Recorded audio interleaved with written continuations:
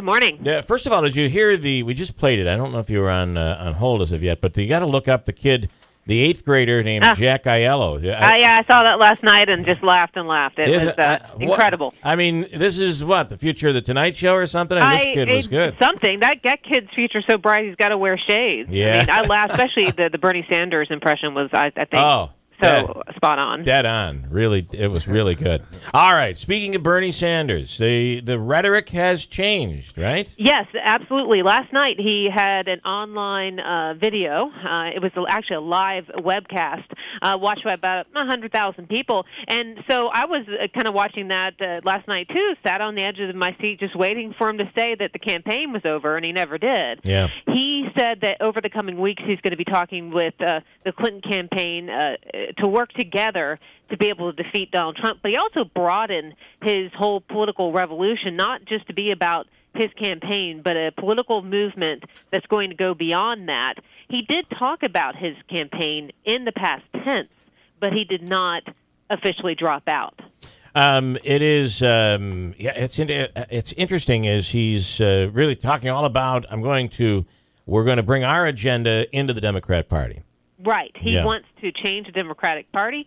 And I think, one thing about Bernie Sanders, you may not like what he's saying, but he really genuinely believes in his cause.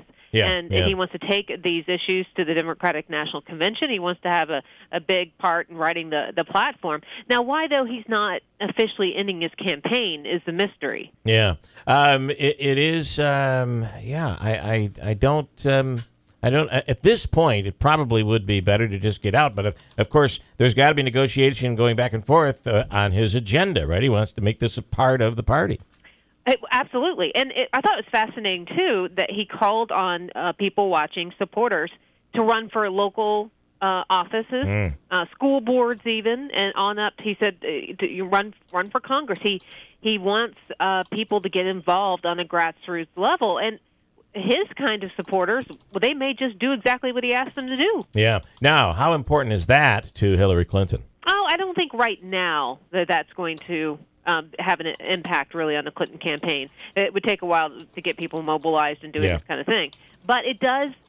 I just don't think Bernie Sanders is going anywhere. In a strange way, he's taking this and kind of turning it and making it a larger movement. I think the key, though, on the Hillary side, I should have clarified a little bit, but in November, when she's facing Donald Trump, she really needs those Bernie Sanders voters. Absolutely. That's a whole new, and in many cases, a whole new section of voters for Democrats. Right, but she may get them, and here's why. You have Sanders saying that he wants to work with her to make sure Donald Trump is defeated. And he's been defeated badly. Yeah. Interesting. All right, Rachel, have a wonderful weekend. You too. All right, Rachel Sutherland, Fox News. We're going to give you that opportunity to win before 7 o'clock.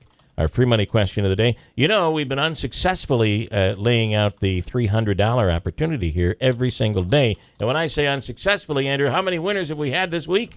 Zero. So I really want to walk out of here giving away some cash here today. So we'll get to that. A lot of stuff to get into. A big morning, a big Father's Day weekend to be getting into. We do have Stephen Wells on later on this morning. He's, of course, the other Republican, one of three, NY22. He's going to talk about the campaign and reaction to the debate. And Andrew found a guy, a Utica native who's living in Florida that has been at that nightclub that was the scene of that terrible shooting. Yeah, and was there days before, right? He actually had posted, and this is how I found out about it. I was friends with him on Facebook, and I was going through my news feed, and I saw that he had posted a picture of him and his friends at Pulse the Tuesday night before the attack.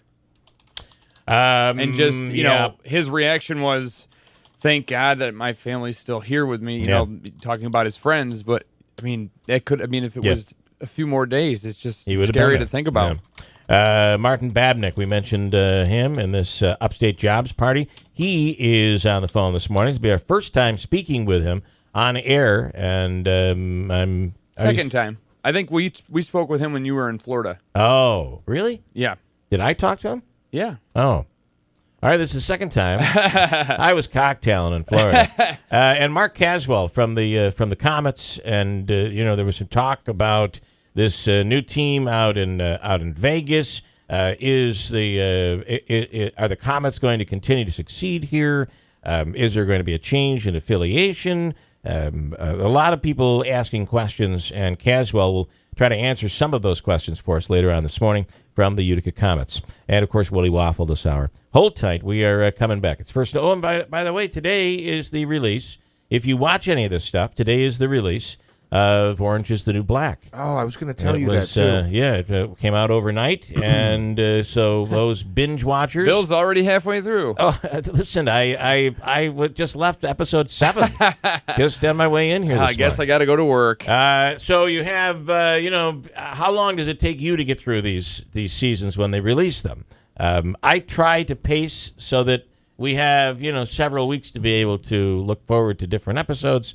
Others will get through it this weekend, and some probably are already getting close to getting through it. It debuted like 2 o'clock in the morning or something. Crazy. Back with news coming up 6:29 at WIBX.